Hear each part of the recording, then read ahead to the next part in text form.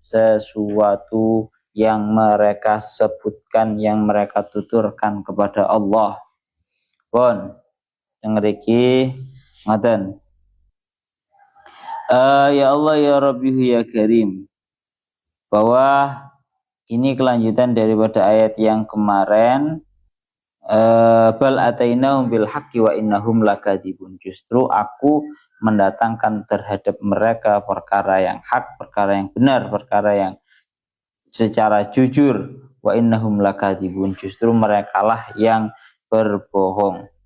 Lah teng mriki ngendikaken kelanjutannya ini daunya Imam Syekh Fakhruddin Ar-Razi. Beliau dawuh, I'lam annahu subhanahu idda'a amrayni ahaduhuma qauluhu matakhadha min waladin fa huwa katambi ala anna dzalika min qauli haula'il kufar fa inna jam'an minhum kanu yaquluna al malaikatu banatullah.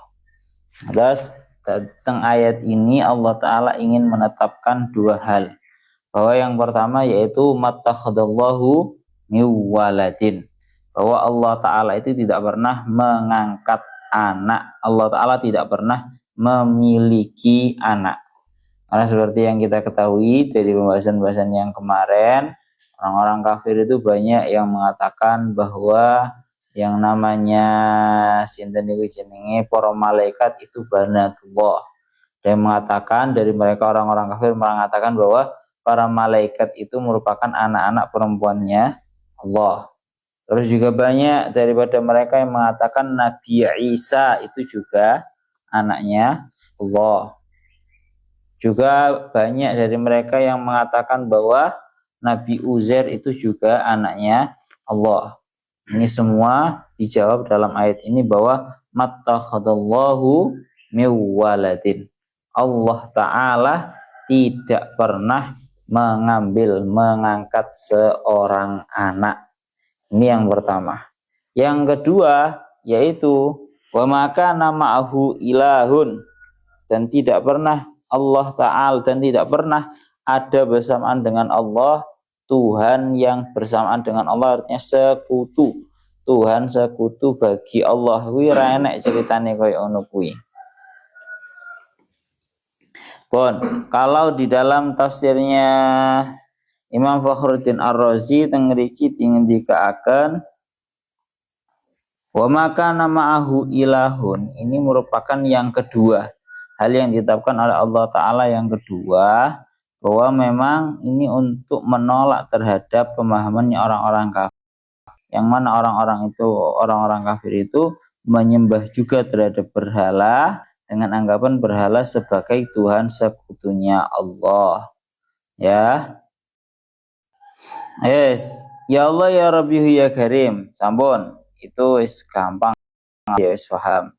Sekarang kita diberi pola pikir, sekarang kita diberi kemustahilan daripada Allah Ta'ala itu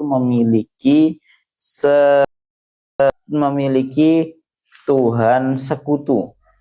Itu kenapa kok dianggap sebuah kemustahilan?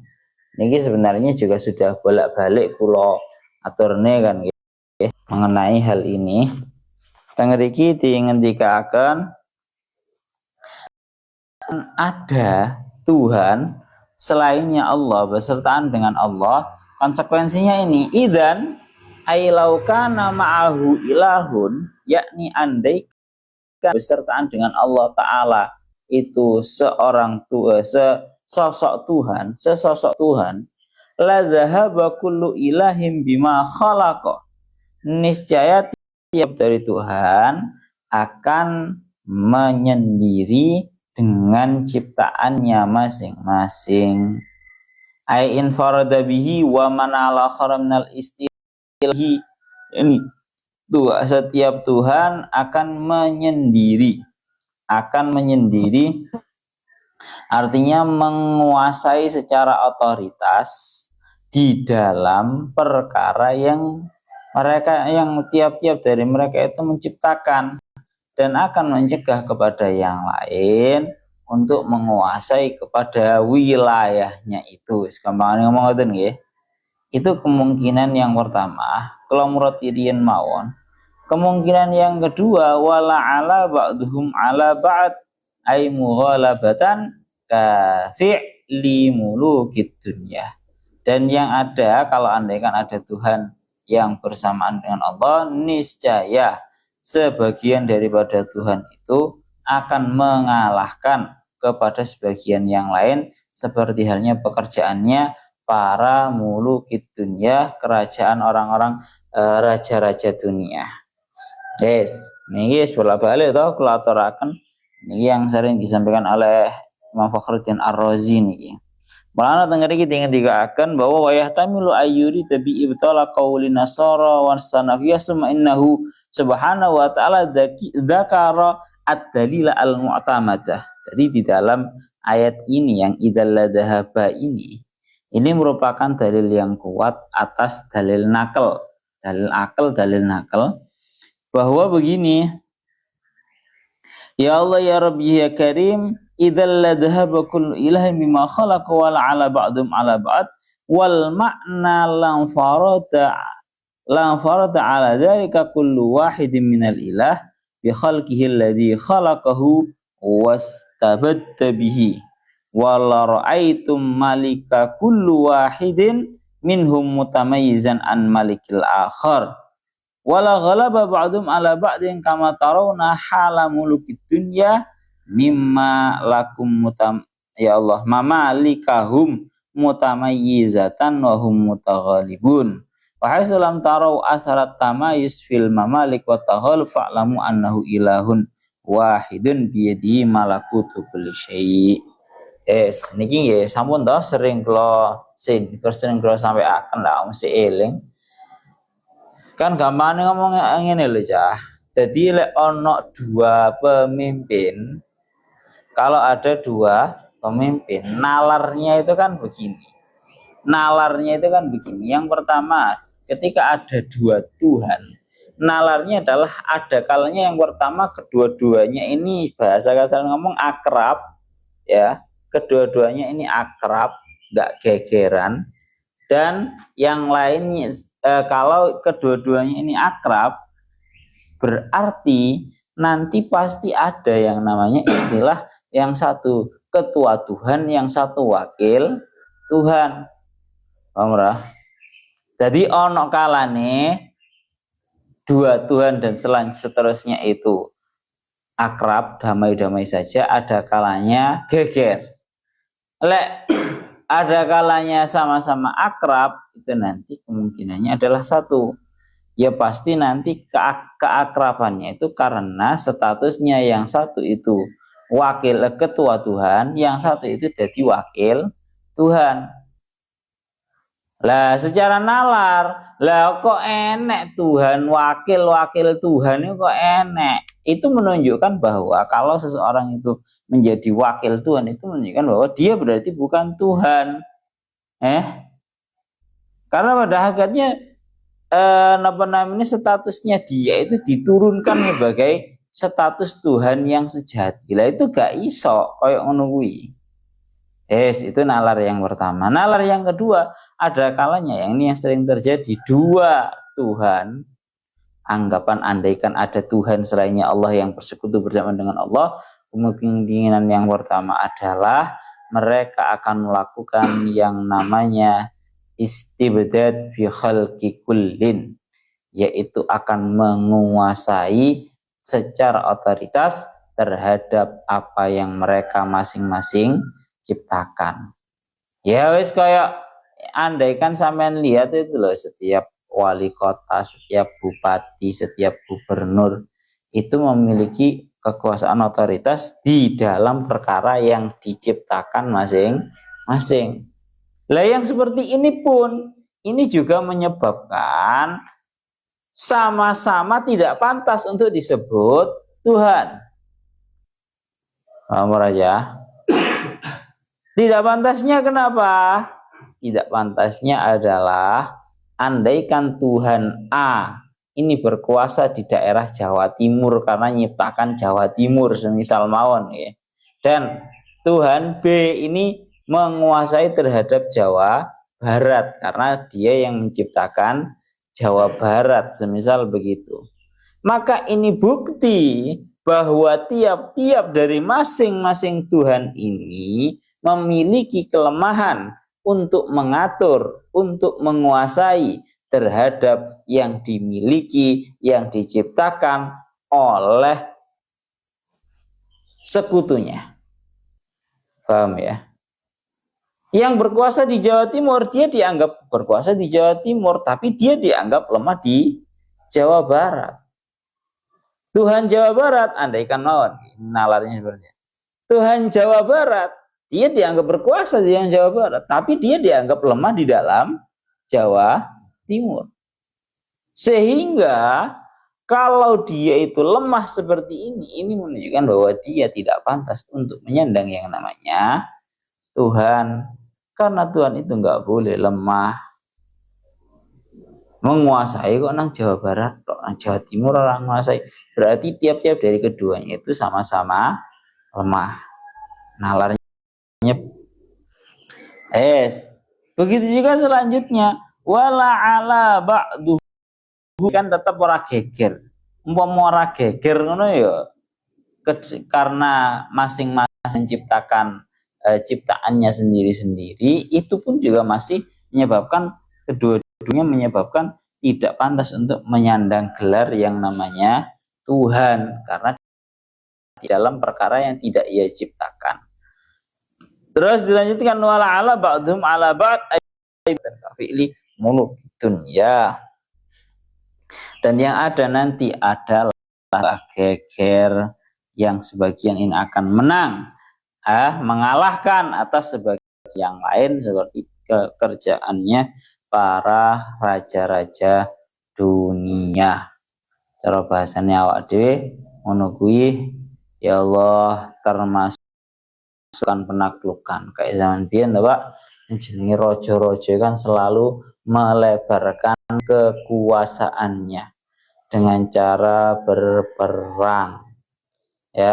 Yang kuat, yang pasukannya banyak ya menang, yang pasukannya sedikit, yang pasukannya itu nopo jenenge gak kuat yo kalah.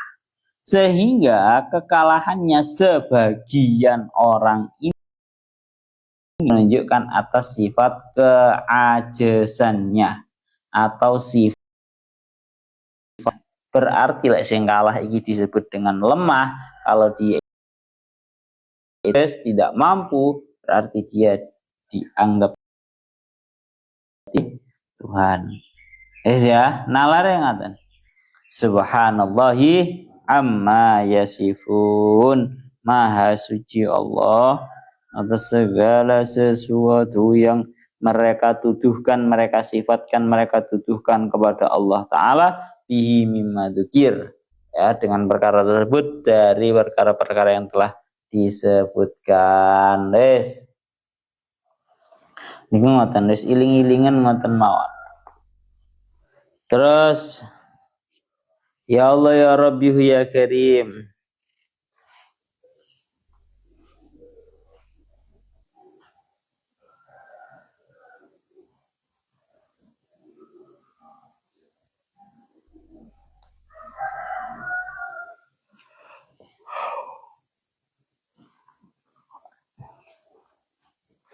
Juga ini yang sering disampaikan oleh Syekh Mutawalli Asy'arawi bahwa kalau yang namanya manusia itu membutuhkan terhadap sosok yang namanya anak.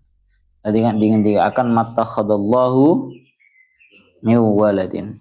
Allah itu enggak pernah mengambil anak, mengangkat anak. Karena sering dibawakan kalian Syekh Mutawalli Asy'arawi bahwa kalau manusia itu butuh terhadap yang namanya anak karena atas dasar yang namanya manusia ini merupakan sosok makhluk yang memiliki limit, batasan limit umur. Nah, memiliki batasan limit umur sehingga dia butuh terhadap sosok yang melanjutkan kehidupannya. Menungso itu juga lemah sehingga dia butuh sosok yang bisa membantunya dari darah dagingnya. Karena itu Pak, menungso kan paling butuh terhadap anak kan alasannya kan seperti itu. Manusia butuh yang paling utama ya alasan yang pertama tadi bahwa manusia ini memiliki batasan limit umur 50, 60 normalnya. Sehingga manusia ini butuh terhadap sosok penerus. Siapa sosok penerusnya? Ya anak. Beda dengan Allah Ta'ala. Allah Ta'ala adalah zat yang maha langgeng. Sehingga tidak membutuhkan terhadap sosok anak yang dianggap sebagai penerus. Pun tengeriki anak ini bolak-balik didawahkan kalian saya Mutawalli Asy'ari bahwa anak itu akan menjadi sandaran, akan menjadi penolong bagi ayahnya. Nikahnya itu di umur yang tepat, ora ketuaan, ora kemen. Lalu nang ngriki bahasane beliau saya Mutawalli Asy'ari ini termasuk ulama yang mendukung dengan istilah nikah muda. Napa nek bahasa nang ngriki hina ya Allah ya Rabbi ya Karim hina yakburu. Kalau sosok ayah itu sudah menjadi tua, maka anaklah yang akan mengurusi dan menolongi terhadap ayahnya. Mulane teng ngriki niki pun bola-bali dawakan. Dawuhnya Syekh Mutawalli Asy'ari khairuz zawaj az-zawajul mubakkir. Sebaik-baiknya menikah adalah menikah muda. Ya. Karena dari pandangannya Syekh Mutawalli Asy'ari seperti itu. Karena ini loh ya, nalaring ini loh. Bayangne awakmu umpama wis umur selawe ngono ya.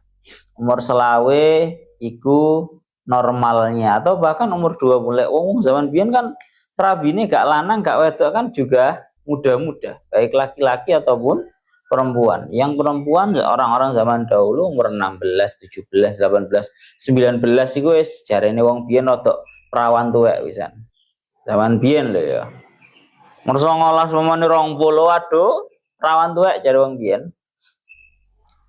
Dan laki-laki juga sama 20, 21, 22, 23 sampai 25 itu merupakan umur yang ideal untuk menikah muda karena nih wow, cara di fasenya tatkala seseorang laki-laki orang tua ini masih memiliki kekuatan umur selawe kan sih kuat toh Pak ya dalam jangka waktu 1 tahun setelah menikah 26 anak sudah lahir. Kemudian dilanjutkan lagi, kalau di total anak ini mulai gede, katakan umur 15 tahun, benar-benar mentas. Soalnya yang paling perlu digarisbawahi bedanya orang-orang zaman dahulu dengan orang-orang zaman sekarang itu adalah mengenai tentang kemandiriannya orang-orang zaman dulu dan kedewasaannya orang-orang zaman dahulu yang sudah bisa didapatkan semenjak umur yang masih sangat muda. Ini saya utarakan begini. Orang zaman dulu lulus SMA itu pikirannya sudah matang. Wong lulus SMA pikirannya wis matang. Oh iki kok kerjane ngene iku wis matang semuanya tergambarkan. Tapi orang-orang zaman sekarang dengan adanya kuliah-kuliah seperti itu ya memang tujuan utamanya adalah nopo untuk memiliki pendidikan tinggi. Nyatanya justru yang namanya yang seperti itu justru malah memperlambat. Ini pendapat pribadi saya, nanti ada yang setuju boleh, gak setuju juga boleh. Itu namanya memperlambat terhadap kemandirian seseorang, kematangan seseorang. Enggak buktekno dhewe.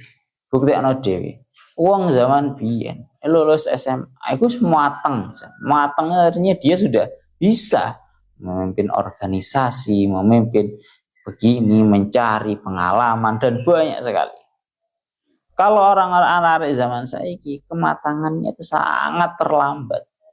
Bahkan nyuwun sewu, lulus S1 lho bocah-bocah saiki ku lho masih belum matang. Iya lho, Pak. Masih kebingungan. Lek wong zaman biyen tidak menunggu untuk menjadi karyawan ataupun buruh pabrik. Tapi mampu menciptakan pekerjaan-pekerjaannya sendiri. Ya. Jadi ini gua membahas masalah zawaj al-mubakir rimang rek. Jadi menikah yang muda. Umur selawe wis rabi kira-kira 15 tahun maneh. Selawe tambah 15 berarti berapa piro? Petang puluh anak wis umur 15. Umur 15 wis gede. Ya, ditambah mana 10 tahun, 50 tahun anak iki wis umur selawe. Ini mateng wis rabi. Bapak sik kuat sik enak. Ini tapi kalau pandangannya beliau Syekh Muhammad Al-Asy'arawi. Jadi lebih memandang yang namanya nikah muda itu sangatlah dianggap baik. Malah bahasa wong kan selawe kan seneng-senenge lanang lan wadon. Cara bahasa singkatane wong-wong lho.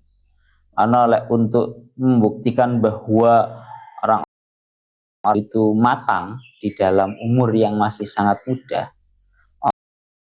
Ini umur selikur. Selikur itu dalamnya artinya orang-orang Jawa itu seneng-senenge lingguh kursi. Itu jenenge selikur, seneng-senenge lingguh, di mana itu merupakan umurnya anak-anak muda yang lagi senang-senangnya untuk menduduki kursi jabatan. Entah dia itu sukses di dalam berbisnisnya, entah dia itu sukses di dalam memimpin segolongan, itu umur selikur. Jadi wis mateng. Umur 21 itu wis selikur, Pak, wis lungguh kursi. Bahasane ku ngono. Lek bolo-bolo zaman saya kan ora tuh malah sing bocah-bocah kuliahan kan malah ngomong bahwa tidak ada orang-orang zaman sekarang itu yang di umur 25 sudah sukses. Wah, enggak ada ceritanya kan ini. Enggak, secara orang-orang Jawa pada zaman dahulunya seperti itu.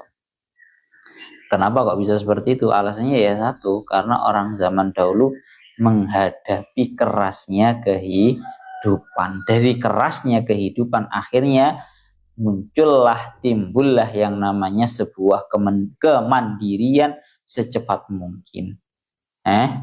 Lek bocah saiki sak wali terlalu dimanjakan, akhirnya tidak berujung dang mateng. Niku realitanya seperti itulah nggih. Kalau nggak usah panjang-panjang. Itu alasan kenapa Allah Ta'ala bahasanya untuk lebih merasionalkan bahwa Allah Ta'ala itu nggak butuh terhadap sosok anak. Bahwa Allah Ta'ala itu merupakan zat yang langgeng, sedangkan manusia itu merupakan sosok yang memiliki batas limit umur 60 tahun. Ngoten lho. 60 tahun berarti ya wis iki harus ada sosok penerus. Pertama, yang nomor 2, sebelum menjadi penerus kehidupan itu juga sosok ayah, sosok orang tua itu butuh yang namanya pembantu. Bahasanya ngoten nggih, bahasa kasar. Nah, pembantu itu didapatkan dari seorang anak tatkala anak itu sudah mulai besar, orang tua sudah mulai tua. Lah bayangne lek wonge rabine keri, umur 40 sik kait rabi. Umur 35 wis saiki wae bocah lanang atau bocah wedok wis bocah wedok. Bocah wedok zaman saiki gak enak istilah perawan tua itu enggak ada. Umur 35 itu santai aja, santai aja dari wong. Dan nek sakmono engko tua iki dalam keadaan anaknya sik cilik. Anaknya masih bayi. Itu masalah anak. Kemudian yang kedua masalah ketika ya Allah ya Rabbi ya Karim,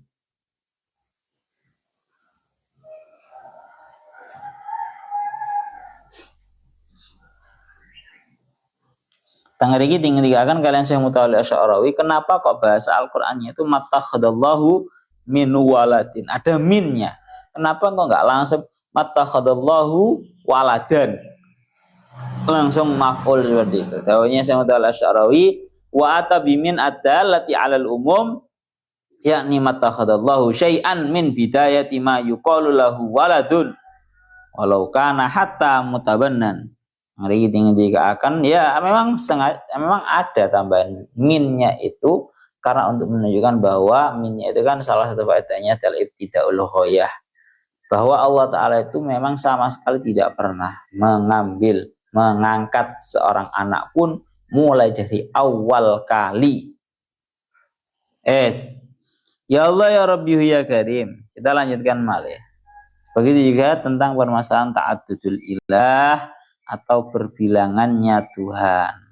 Kalau berbilangan Tuhannya ini bilangan, maka ini jelas batal. Maka ini akan menyebabkan rusak dan juga bumi. Karena apa? Kemungkinan yang pertama itu andaikan masing-masing memiliki tempat kekuasaan, Jawa Timur, Jawa Barat, atau bahasanya bumi timur, bumi barat, arti nanti dianggap sama-sama bukan Tuhan karena masing-masing itu lemah di dalam tempat kekuasaannya temannya. Berarti ngono kuwi jenenge itu pangeran. Pangeran itu bukan bos, pangeran itu bukan presiden yang boleh lemah di dalam beberapa urusan. Kita lanjutkan lagi. Ya Allah ya Rabbi ya Karim, atau nanti akan terjadi yang namanya saling kalah mengalahkan. Wala ala ba'duhum ala ba'd. Niku ngoten nggih. Melana di dalam ayat lain, laukana ma'ahu alihatun kama yaqulun. Terus langsung di dalam surat Al-Isra-nya idzal labtaghaw ila dil arsy sabila. Dengerin ngoten nggih.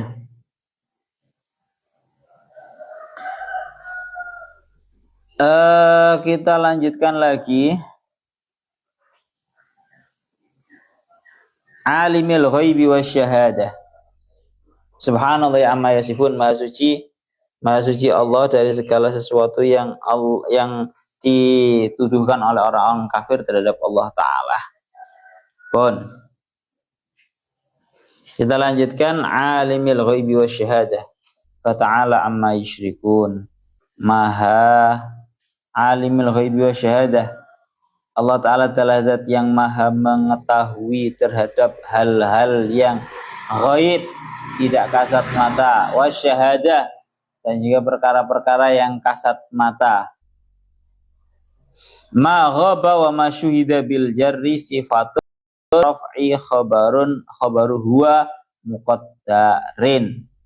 Jadi lafadz alim itu bisa dibaca jar, bisa dibaca rafa. Kalau dibaca jar jadi sifat, kalau dibaca itu jadi khabarnya lafadz huwa yang dikira-kirakan.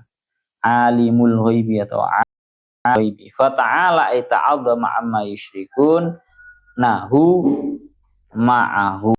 Maha tinggi Allah, maha agung Allah dari segala sesuatu yang dijadikan oleh orang-orang kafir sebagai sekutunya Allah.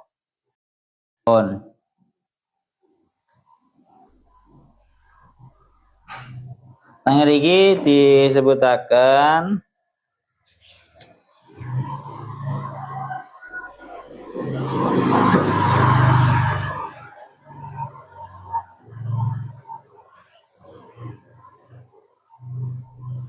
alimil ghaibi. Jadi Allah Ta'ala memberikan sifat kepada beliau sendiri dengan bahasa alimil ghaibi wasyahadah, yang mengetahui terhadap perkara-perkara ghaib, perkara-perkara yang samar, dan perkara-perkara yang bisa dilihat di panca indera. Al-idrak al-ilmu idraku qadiyatin aw nisbatu waqi'atin majzumin biha wa 'alaiha dalilun wala yasinu ilal ilmi illa biyadi syurut. Tengeriki kalau daunnya Syekh Muhammad Al-Asy'arawi mengenai ayat ini seperti yang dingendikaken di dalam surat Al-Baqarah ayat 255. Wala yuhituna bi syai'in min ilmihi illa bima syaa. Bahwa tidak ada satupun manusia ini yang memiliki sebuah pengetahuan kecuali atas kehendaknya Allah Ta'ala untuk memberikan tahu kepadanya ilmu sebagian ilmunya. Pun, tengah iki ngaten nggih. Ya Allah ya Rabbi ya Karim.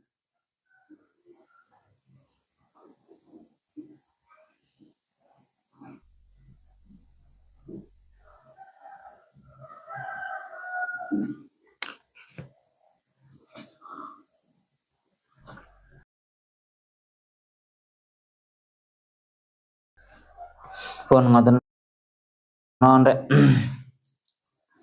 Alim lahu bi syahadah, Allah Ta'ala adalah zat yang maha mengetahui terhadap perkara yang samar dan perkara yang ghaib dan perkara yang bisa dilihat panca indera di panca indera. Fata'alallahu wa ta'alallah fata'alallahu amma yusyrikun. Maha tinggi maha agung Allah dari segala sesuatu yang disekutukan oleh orang-orang kafir. Pun ngoten mawon anjing kersane dilanjutaken malih terangane launa wallahu a'lam bissawab.